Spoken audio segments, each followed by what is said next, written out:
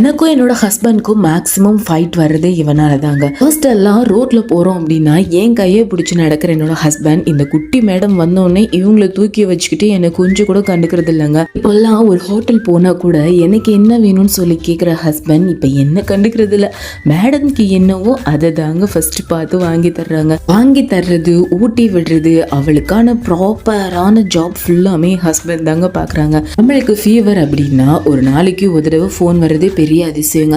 அதே ஒரு பொண்ணுக்கு ஃபீவர் அப்படின்னா ஒரு நாளைக்கு 8 தடவை மேலே கால் வந்துருங்க. ஒன் டைம்லாம் பார்த்தீங்கன்னா பாப்பாவுக்கு சரியான ஃபீவர் இஷ்யூங்க. நான் கூட ஏதாவது பிரேக்ஃபாஸ்ட் சாப்பிட்டேன், தண்ணி குடிச்சேன். ஆனால் என் ஹஸ்பண்ட் காலிலேருந்து நைட் வரைக்கும் பச்சை தண்ணி கூட பல்லங்க. அந்த அளவு தம் பிள்ளை மேலே பாசம். இதெல்லாம் பார்க்கும்போது ரொம்ப ஹாப்பியாக இருக்குது. எனக்கு கிடைக்காத தகப்பன் பாசம் என் குழந்தைங்க கிடைச்சிருக்கே அப்படின்றத நினச்சி நான் ரொம்ப ரொம்ப ஹாப்பியாக ஃபீல் பண்ணாலும், என்னதான் இருந்தாலும் நம்ம லைஃப் பார்ட்னர் நம்மளை விட நம்ம குழந்தை மேலே பயங்கர பாசமாக இருக்காங்களே நினைக்கும் போது கொஞ்சம் பொசசிவ்னஸ்